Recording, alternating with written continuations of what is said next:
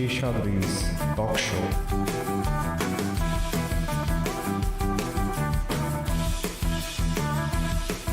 Seshadri's Talk Show.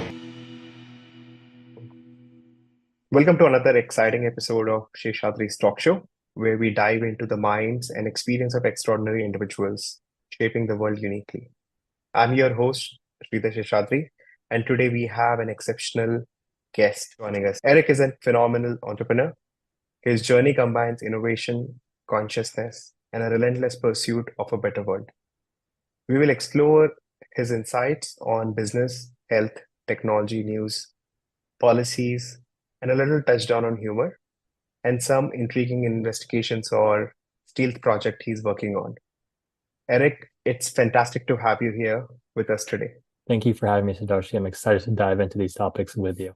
Eric, in your entrepreneurial journey, I clearly see there is so much of inspiring stuff that you've done. From a corporate background to person who had his own entrepreneurial calling, you moved into this whole entrepreneurial journey. So before we dive into anything else, would you please tell our listeners a bit more about your background and how you got started onto this path of entrepreneurship? Sure, I would love to. My journey began with a passion for innovation and the belief in the power of simplicity. I started at the University of California, Irvine in California. During that time, I interned in Barcelona, Spain as a project manager, and that was interesting to watch cultures blend together. I also interned in Washington, D.C. as a government affairs consulting intern, and that showed me just kind of the inner workings of DC, and that was prior to my crypto journey. Right out of college, my first real job was at Snap Inc. I was helping create their ad algorithm to make that sticky. The main reason I chose that job is because the location was really cool.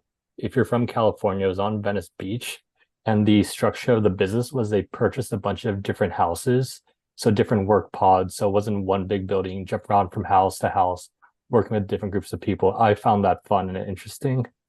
And then as an added bonus, I joined a month before their IPO, just because I kind of want to see what it was like going through an IPO, and that was a quick win for me. It was really interesting. I joined a month before, and then the project ended like 3-4 months after. And then from there, I figured it's time for me to get a full-time 9-to-5 out of college job. And given my parents are from the Philippines and rather successful as either like a consultant or doctor or something along those lines, and I went down the route of consultancy. I joined a bankruptcy consulting firm. They were fantastic at what they do. And so what they would do is when a Fortune 500 company goes bankrupt, like Washington Mutual, or, well, not FTX isn't Fortune 500, but we're all aware of what's happening there. People have to decide where the debt goes. It's the role of consultants to decide where that debt goes and make sure it ends up in the appropriate parties. At that time, I wasn't really into crypto, but I was really beginning to start my journey down the Bitcoin rabbit hole. So within the consulting firm, I'm sure you're aware that there are different classes of debtors, meaning Group A gets money before everyone else, Group B, then C, then D. And then fortunate case is in that situation, it's always the mom and pops, the me and yous, who get the money last, which doesn't exactly align with the ethos of that Bitcoin mindset I was adopting. So at that time, I was working at the consulting firm. Me and my friends were really getting into cryptocurrency, so we're reading every single podcast we can. My friends at Coinbase, my other friends at Kraken right now, so we had a trio. We would share tweets, we would share articles, we'd share Kate Long, Saifedean, Andreas Antonopoulos, all those old school cats. We'd share in our group chat. We'd have sad-offs, meaning someone buy Bitcoin, like, oh, I bought $500 worth of Bitcoin. And then, we'd go, the other two would be like, all right, well, looks like I just bought 600. So it was a fun way to do things. But again, it doesn't align with the Bitcoin ethos. And at that time, at the consultancy law firm or a consultancy firm, the structure of the company is I'd be doing Excel work and we'd be building out the company. So as long as I was getting hours in, it's good to go. No one asks questions. So it was a blessing and a curse. The curse is to be honest, I was rent seeking from everyone, which doesn't work. But B, the blessing was I had my own schedule in the sense, as long as I was getting my work done, no one really asked questions. So during that time, I was consuming as much information as I can. It was like 6-7 hours a day of just podcasts and typing. So again, that didn't work out too well in the long run. I quit right after I got my bonus. And at that point in time, I knew Bitcoin was the answer for me. My goal is to live a nice, peaceful life. I can't do that if the money system is corrupt. And at the time, as a maxi, I do view Bitcoin as the answer for that. And rather than me on board my mom, my dad, my brother, which I did successfully through Thanksgiving dinner, and honestly, years of just being really annoying about it, I view ShopX as a way to mass onboard people at scale through incentives. So right after I quit my the consultant job, I started going to cryptocurrency meetups in the local area, met the ShopX team. We spun off and started another startup as well. So it was a SaaS platform called CartRev. What that was, it replaced affiliate links. So imagine you're a brand on Shopify. You have your products, you can join our system, you can upload all your products to a universal database, and then anyone could sell any of your products from a single link. And the important part is we kept the checkout to less than 4 clicks, and we kept it within app. So if you're a fan of Nike, Adidas, and Reebok, you could have all 3 products in a singular link. You sell them to me, I get a discount, you get a commission, brand gets a sale, everyone's happy. So of course, there's a lot of learning experience from that, just building a startup from ground up, then dealing with e-commerce brands that we transferred over to ShopX. And what ShopX is I want you to think of the Google or Apple Web3. So in the end, we're going to be a suite of products where any brand can download our Shopify or WooCommerce app and gain the benefits of Web3. Right now, we have 2 products live. The first is ReserveX, and that's a NFT-powered loyalty program. And this is where the simplicity comes into. We created a platform where if you're a brand on Shopify or WooCommerce with no or very little previous blockchain knowledge, you can launch a smart contract NFT collection, then add e-commerce benefits to your NFT. So it's not just an NFT based on hype. Like, for example, you could create an NFT with a specific hat. Your customers get the hat or get the NFT, they get to claim the hat, that type of thing. That's going extremely well. We have some major clients like Fox's new show, Populis. We have mid-sized clients, and we have a bunch of small brands. I mean, I'm personally interested in the long tail brands. So I love the fact like a mom and pop in the Midwest can enter Web3 with very little barriers, and we're making less and less barriers as we go along. And from the customer side, they want to purchase NFT from a brand. They can purchase a credit card or Ethereum, and we want to make that as simple as possible. The second product we have live is SquadX, and that's our ambassador program. So think of how Twitter is sharing its ad revenue with its creators. So we're a Web3 version of that. We actually did that first. So as ShopX earns revenue from ReserveX, the brand has control of 95% of the profits from their NFT, meaning if they're working with an agency or an influencer or whomever, or they just want to split up the profits between different wallets, they can. ShopX earns 5% of that, and 2.5% of that we share with our community. So if you're a SquadX member, you're staking the tokenized software license. Then when ShopX earns more brands, you earn more ETH. So this theoretically creates an upward spiral. As ShopX earns more brands, they earn more ETH, they post more brands see. Then that cycle creates an upward spiral. Everything is powered by and this is a pretty innovative approach, but the tokenized software license. So for the first time ever, ShopX has a tokenized software license that can be bought and sold on authorized resellers. So if you're a brand wanting to use our products and services, we have a set amount of licenses that you must have if you want to use the plug and play solution. But again, like larger brands, they usually want customization. So that part is up for debate or negotiation. Fantastic.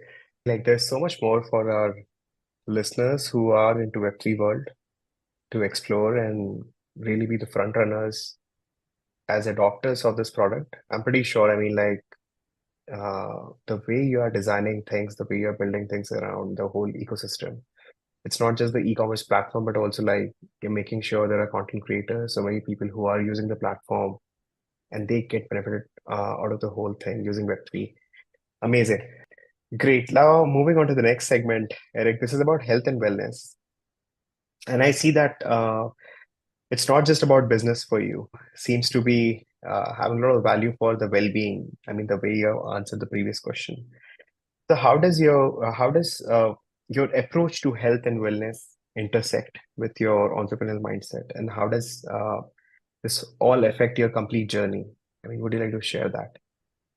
I would love to. And I view health, wellness, work, play it's all holistic to me, so it's all part of the same thing. So for example, I like to be healthy because then I have more energy, then I can do the entrepreneurship thing better, I can possibly impact more people. So it's all one big all to me.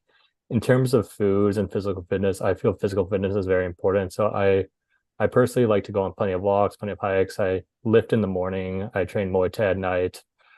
Muay Thai is great. It's like I play chess as well. It's the same thing.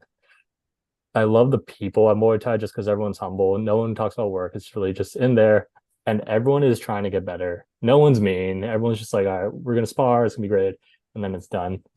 So that's the health aspect. And not gonna lie, training Muay Thai, it does help with confidence. Meaning, like you walk into a room, you can handle so physically. It's just it can't hurt. So that's that portion.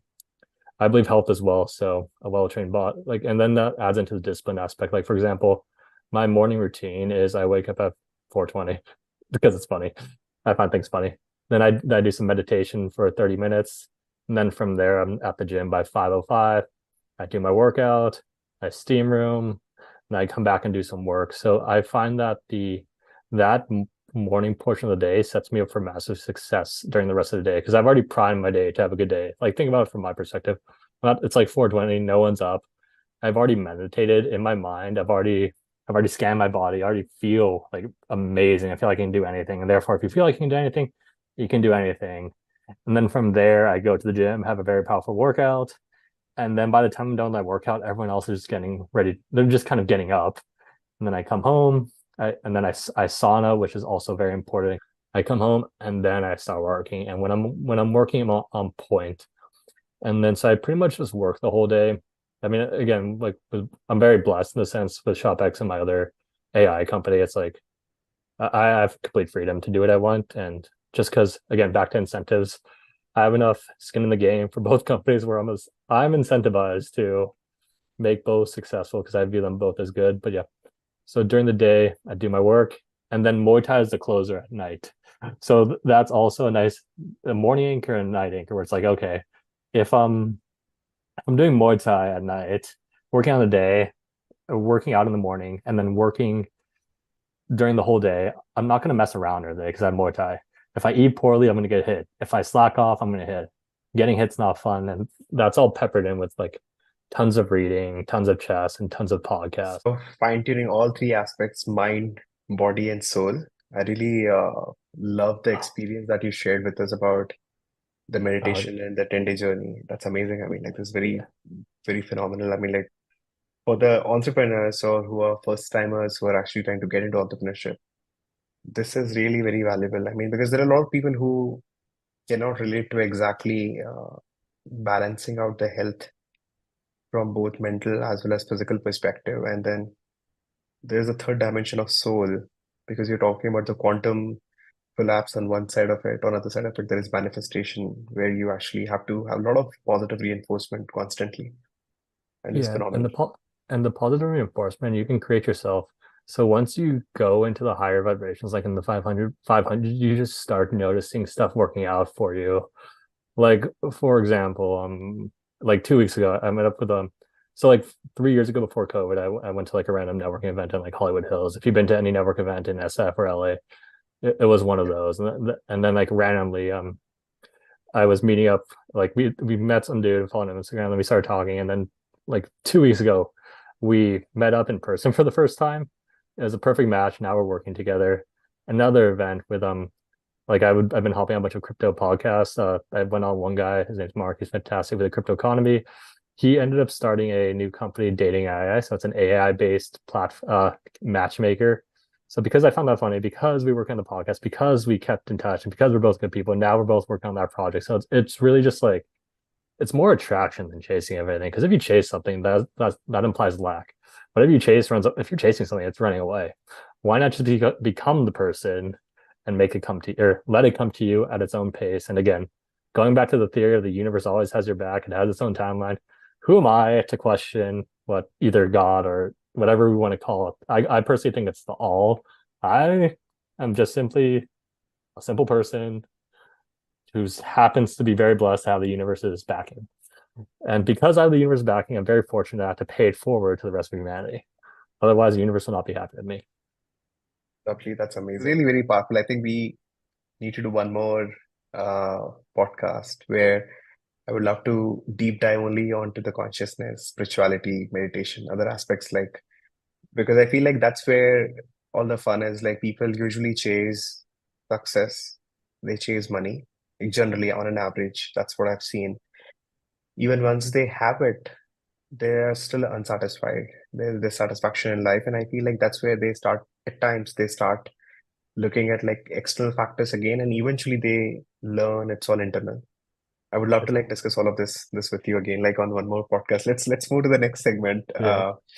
This is about technology. I know you just now talked about two of your startups. One is into AI space, one is Web3 Shopix. So as an entrepreneur, you have extensive experience like working on these new tech. I mean, like these are new evolving space altogether. So could you shed some light onto the current technology landscape and where we see all of this thing heading? I mean, like how you see it, how your company, your co-founders are seeing it. Because AI on one side is getting democratized and Web3 is making internet decentralized. So how do you see all of this working out? Yeah, so in terms of Web3, I view this as the very early stages. For and this again, it always circles back to simplicity. For Web3 to succeed in the long run, it has to be tap, tap, tap. People have to be using Web3. Like, for example, my grandma has to be using Web3, or my mom has to be using Web3, and not even knowing that they're using Web3. Like, for example, one of our clients, like, imagine sending your own mother to MetaMask. Like, you have to buy Ethereum to purchase that NFT if you want that Sephora lip lash. Like, no. So that has to get done in the long run. I would say we're 4 to 5 years out from that. So in terms of cryptocurrency, I do view it as the future. And if you've been in crypto for a while, I've been since 2014. You know that the user interface is a large area for opportunity to say the least. Like if you're trying to send money somewhere, or you're trying to interact like a DeFi app, it's like you have to bridge something. You don't like you're like, where's my money? It's not showing up in either of your wallets. Like, and then you're like, who do I call? There's no customer service at that point. You go on Reddit, and then some person had the same issue for you. It's like, yeah, for like example, like OpenSea, I was trying to walk Mag Park to claim his collection. We couldn't figure out what the error image was. They were like, what is their image? Everything is here. It's because the image size was slightly off. So, and then there was no like UI to tell us it was that. So the user interface has to get fixed. So that was the challenge we were all facing. And that was never going to get fixed if no one had any reason to interact with the space. Like, for example, right now, without like e-commerce utility, like, why would your mom or my mom ever buy an NFT? They wouldn't. So what ShopX does, it offers, and again, I view incentive structure as very important. You can't force anything down someone, so they have to come to that conclusion themselves. And then if they come to the conclusion themselves, they figure out their own way to get it. Like if my mom really wanted that NFT because it claimed a product she really wanted, she would be able to figure it out, whether it's asking me or just Google online, she would figure it out. So ShopX lays nice incentives. So I think we're at the very beginning curve of mass adoption, meaning it's still very hard to like, I'll be the first to admit, and we're trying to simplify as much as possible, but it's still challenging for a person to enter the Web3 space. ShopX and other companies, again, Web3 is composable, meaning we all work together. We're all trying to go to the same goal. Someone solves a problem once, we can all build off each other. We all know most code is copied, most content is copied. I mean, content is called copy, for Pete's sake. Everyone copies the copy. But yeah, so right now we're at the beginning stages. Like there are major brands getting in, like Nike, like NBA, like Fox, Cosmopolis, like the major brands are in. And as a major brand, you can't send your customers to a terrible experience because you will hear about it.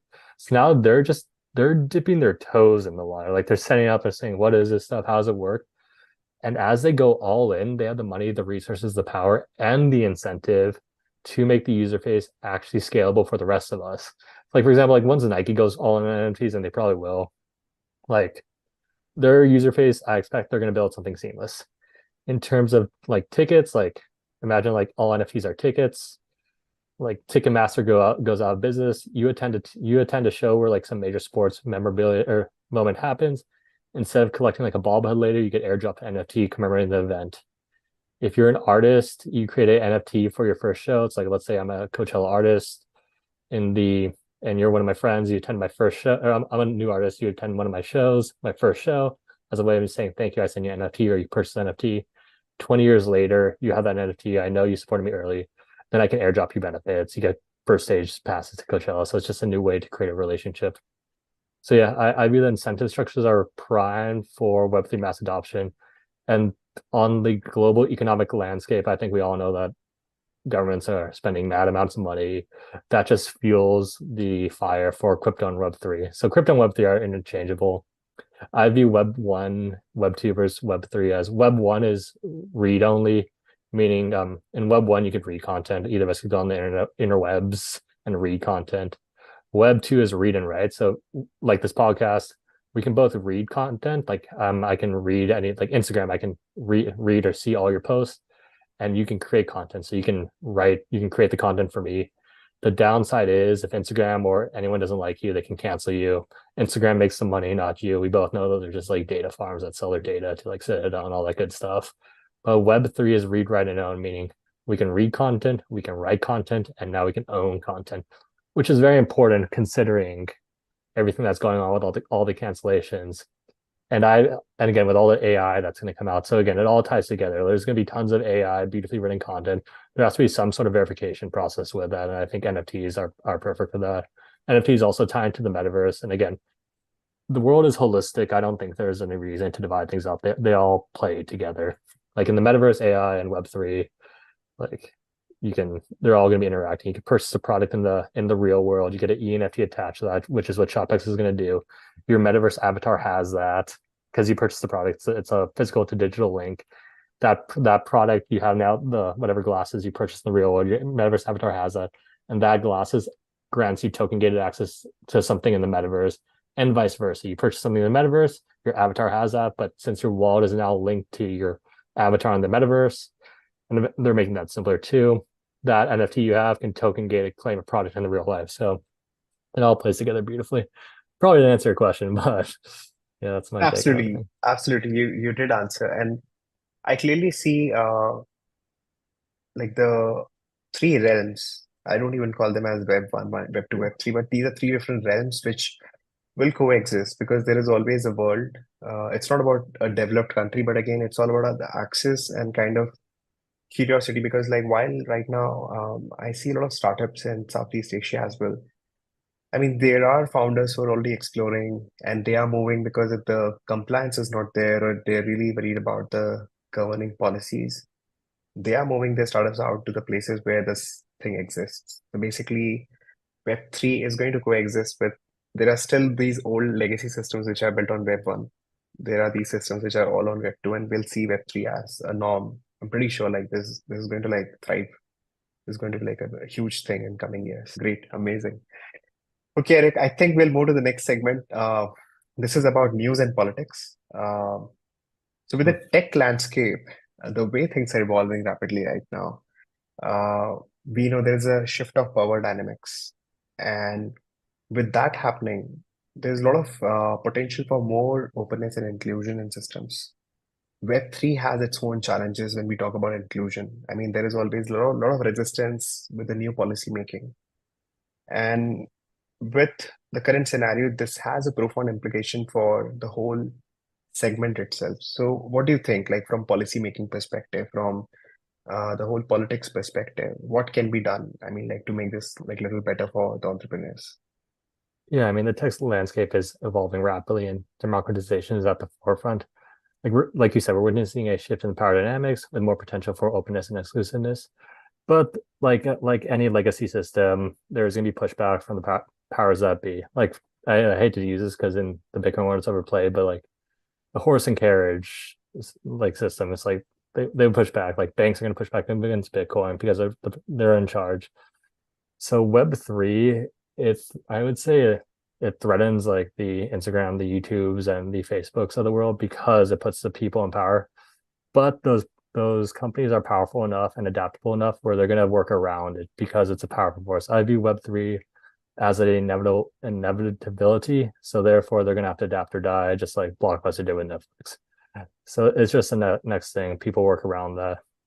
I view, I think everything's going to work out naturally. Like, for example, like you mentioned, country A, like you guys know, it's like their laws around Web3.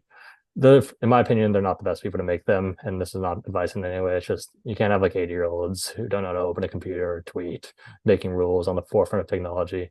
So there will be companies or countries that adopt proper policy, and there will be ones that don't. The ones that don't will be punished in terms of capital and talent flight. For example, if you want to start a startup in Web3, you're going to go that's the place that's best for you, wherever that is. So that goes into the current landscape of the power of mobility, meaning like, for example, like the old school will be harder, like in 100 years ago, it'll be harder to make a startup anywhere you want just because you kind of need your factory, you need everything there. But I know plenty of entrepreneurs who are working from a laptop and doing just fine. So they'll go where it's best. So again, back to incentives, then the country that isn't performing well or not creating the proper policy, they'll notice all the capital leaving, they'll notice all the talent leaving, the people get pissed, and then they'll complain to the politicians. And then obviously once the politicians have to get involved, that's what will eventually force change. Like it'll be forced. It'll be like, it's going to be like pulling teeth, but the teeth will eventually get pulled. Yeah. So that's generally what I view. Feel at times people take it all for granted, but again, like this is a very good opportunity for even countries and policymakers to look at it from a perspective where it can be a hard reset to the whole economy. I mean, it's a opportunity to actually uh, thrive back into the game with a lot of things changing. I mean, because data is the new oil. Uh, Yeah. the whole existing mechanics of relying completely on the real oil is now changing to EV, and then there is this whole new economy altogether that can open up from fiat to like these new cryptocurrencies. So I feel like right now this is the best time for governments to figure out the mechanics and enable startups rather than not helping them. Amazing. We'll move to the next segment. Eric, this is about a little bit of humor. So what's the funniest thing that's happened to you in your entrepreneurial journey? And how do you balance the serious side of the business? Would you like to talk about some humor stories or some anecdote? Yeah, there's tons of funny stuff. So the funny thing, I would say the funny and best thing about startups is it's always like a close small team working together, long hours, little pay, lots of stress. So there's plenty of challenges. So a while back, I was working out of a incubator. For those of you who don't know, an incubator is like a VC. They have a spot. They have specific startups. Like usually they're funded. Sometimes they're not. Sometimes they are. So it's like a cohort of startups all working together. It's like a school vibe where like everyone has their desk clumps. So I was at the previous startup like Carbon Paul and Lee. One of our neighbors like Liquid Death. If you didn't hear about the water company, they're doing well. Congrats to them. So we were all out of that incubator.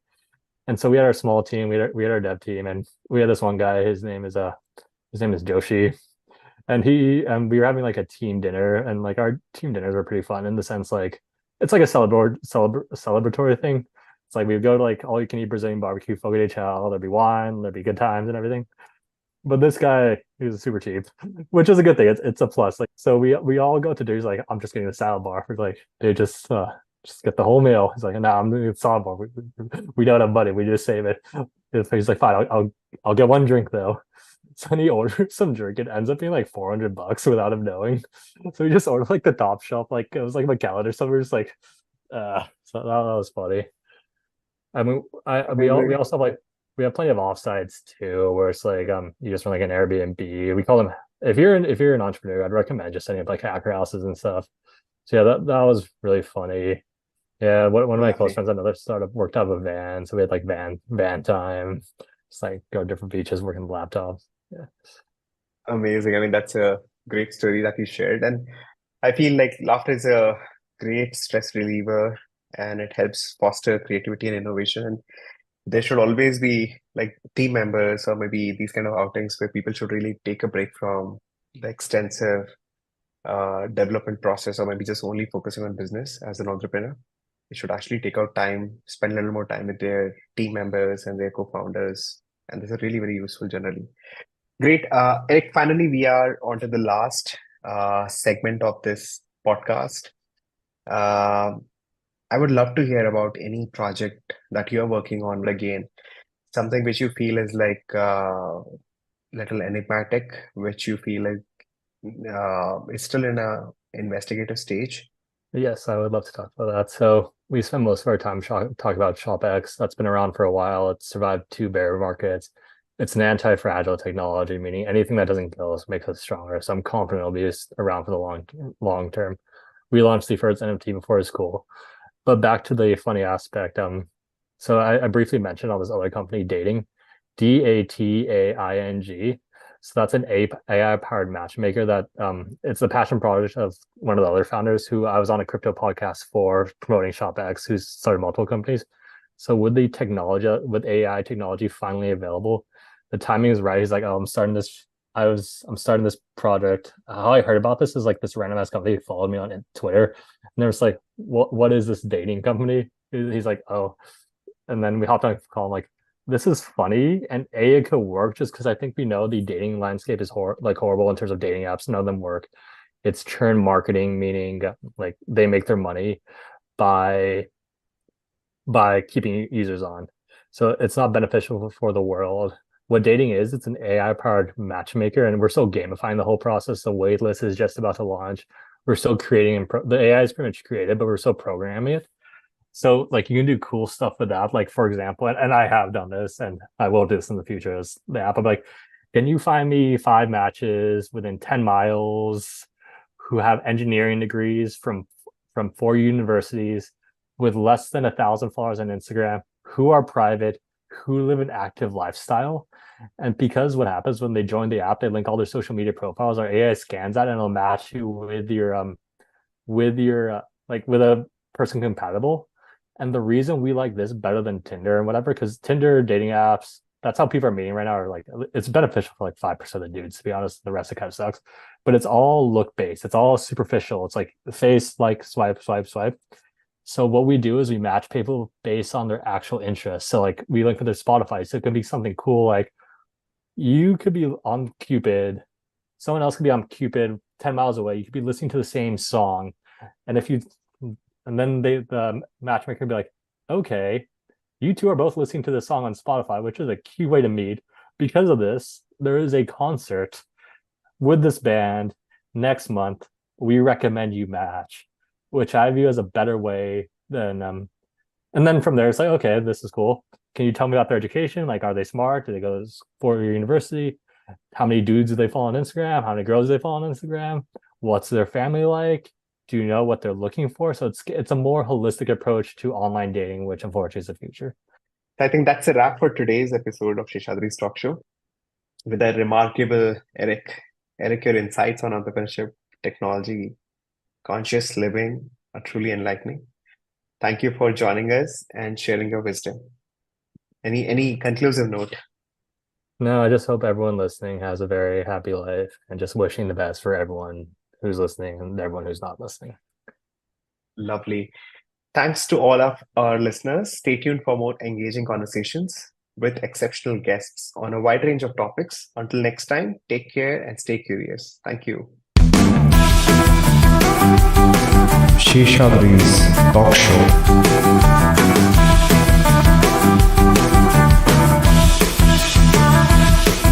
Seshadri's Talk Show.